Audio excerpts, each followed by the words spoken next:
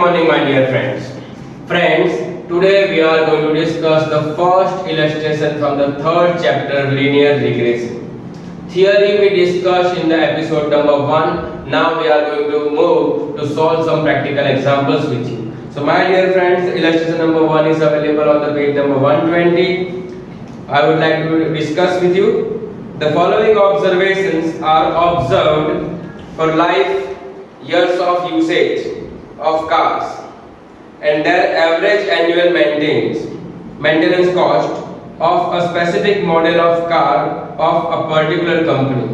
My dear friends, they have given life of cars, it is first column, then average annual maintenance cost in thousand, it is called Y. So I would like to mention two columns, X and Y. So first column X and other is Y. So here we have 2, 4, 6, 8, 10, 20, 25 and 30. My dear friends, below the data they have given one thing, obtain the regression line. Please pay attention on the words. Obtain the regression line of maintenance cost on the life of cars. बेटा देखो ध्यान से पढ़ना, maintenance cost वो आपका variable y है। Question में ध्यान दोगे मालूम पड़ेगा मेंटेनेंस कॉस्ट क्या है बेटा, आपका y है। फिर क्या लिखा है, maintenance cost on life of cars.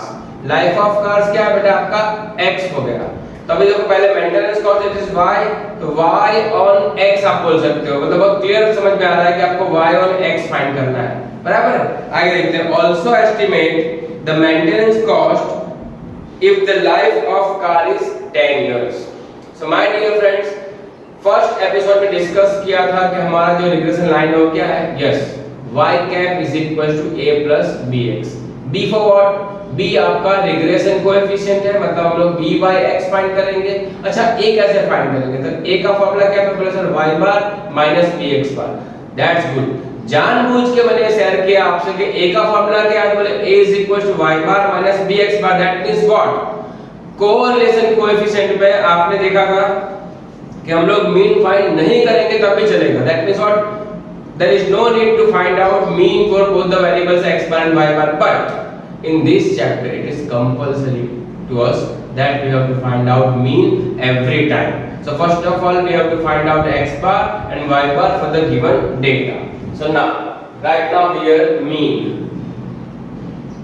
so x bar is equal to sum of x upon n.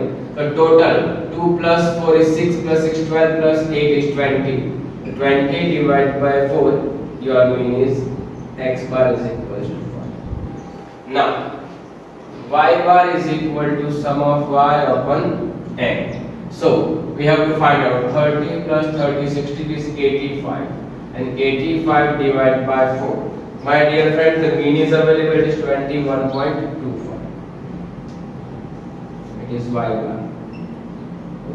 My dear friends, अब ये सोचो कोरिलेशन कोएफिशिएंट में जितने भी फॉर्मूला हैं, जितने भी कांसेप्ट सारे के सारे यहाँ पे यूज कर सकते हैं, लेकिन आपका जो मीन है वो इंटीजर होना चाहिए। तो फर्स्ट मेथड है ना आपको कौन सा, r is equal to sum of x minus x bar y minus y bar divided by first root of sum of x minus x bar square other root of sum of y minus y bar square। ये आपका formula था, लेकिन condition भी थी mean is in integer, बराबर। Mean आपका integer होना जरूरी है, डेसिमल्स में नहीं। लेकिन यहाँ पे एक इंटीजर है और दूसरा डेसिमल्स में, दैट मींस व्हाट, हम लोग x x बार वाला मेथड यूज नहीं कर सकते। तो दूसरा करते हैं, तो बोले सर नंबर तो स्मॉल ही है, हम लोग क्या करते हैं, डायरेक्ट कर लेते हैं। देखो दोनों को मल्टीप्लाई करेंगे तो बोले x into y, सो 20, ये आपका 80, ये 150 और ये 240। We need totals of both the columns, यहाँ पे 85, बराबर। फिर आपको x स्क्वायर भी करना है, तो ये 4 16 36 एंड 64 टोटल देख लेते हैं। Totals are available in the columns, so xy का टोटल 490 और यहाँ पे है ये 120। There is no need to make a column of y square. अगर आपके पास टाइम है ना y स्क्वायर प्रिपेयर कर सकते हो, लेकिन अब लास्ट में मालूम पड़ेगा तो कोई यूज ही नहीं है, आपको लास्ट में पछतावा होगा। मैंने पहले ही बोल दिया y स्क्वायर का कोई काम नहीं, only this columns are needed. अच्छा ध्यान से सुनना, अभी देखो मैं आपसे टाइम पास कर रहा हूँ सिंपल सा, ये वाला फॉर्मूला लिख रहा हूँ r का फॉर्मूला। अगर मैं ये वाला करूँ तो sum of n sum of xy minus sum of x into sum of y divide by first root of n sum of x square minus sum of x the whole square other root of n sum of y square minus sum of y the whole square. ये वाला formula है। मैंने क्या सिखाया आप लोग लिखते हैं यहाँ पे regression coefficient of y on x which is known as b by x, जिसको आप b बोल सकते हो, बराबर है। ओके तो b का फॉर्मूला फर्स्ट एपिसोड में क्या समझाया, न्यूमरेटर रिमेन सेम। देखो ये n sum of xy minus sum of x into sum of y divide by your last variable is x, the information of x being in the denominator only। आपको सिर्फ x की information लेनी है, y की नहीं। और यहाँ पर लोग वेरिएंस यूज करते हैं, तो ये स्क्वायर रूट नहीं लेना है, तो क्या हो गया फॉर्मूला में n sum of x square minus sum of x the whole square. This is the formula we have. Now put the values. So n is 4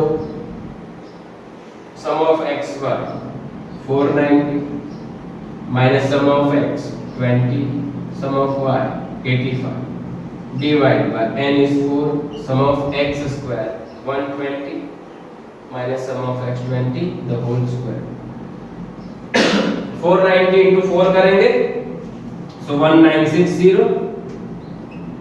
minus 1700 divide by 480 minus 400 so it is 260 divide by 80 so your answer is 3.25। ये आपका क्या आ गया b। अच्छा b का amount, b का मतलब क्या होता है, b is called rate of ups and downs. b का मतलब क्या हो जाएगा यहाँ पे, rate of ups and down. And my dear friends, अगर x की वैल्यू में 1 यूनिट प्लीज, इसका मीनिंग मालूम पड़ना चाहिए, कभी कभी एमसीक्यू में या नॉलेज में आप काम आएगा ये। अगर x की वैल्यू में 1 यूनिट का चेंज करते हैं तो y की वैल्यू में 3.5 यूनिट का चेंज आएगा, और ये आपका आंसर प्लस में है, इसके लिए पॉजिटिव चेंज आएगा। अगर आप x की वैल्यू में 1 यूनिट इंक्रीज करते हो तो y की वैल्यू में 3.5 यूनिट इंक्रीमेंट आएगा। अगर ये आंसर मेरा नेगेटिव होता तो उतना डिक्रीज होता। आइडिया आ गया, बराबर। ये दोनों नेगेटिव हो सकते हैं, पॉजिटिव हो सकते हैं, बराबर। फिर फर्स्ट एपिसोड में डिस्कस किया था कि regression coefficient, if any one regression coefficient is more than 1 other must be less than 1। हम दूसरा फाइंड नहीं कर रहे थे, देयर इज नो वरी, लेकिन हमारा एक देखो by(x) 3.25 आया है। सर्कमस्टेंसेस मान लो फ्यूचर में अगर आप इस चैप्टर में आगे बढ़ते हो तो अगर आप bxy फाइंड करोगे तो it is compulsorily less than 1 ही आएगा। मतलब हमने b फाइंड कर लिया है, अब हम लोग आगे बढ़ते हैं a की ओर। अभी a फाइंड करेंगे तो a का फॉर्मूला हमारे पास रहेगा y बार माइनस bx बार। देखो y बार आपके पास है 21.25 माइनस b का वैल्यू है आपके पास 3.25 इनटू x बार की वैल्यू है 5 21.25 माइनस 3.25 इनटू 5 करेंगे तो 16.25 आएगा। इन दोनों का डिफरेंस आ गया फर्दर। a की वैल्यू क्या आ गई 5, तो a की वैल्यू 5 आ गई है, बराबर। क्लियर। अभी हमारी रिग्रेशन लाइन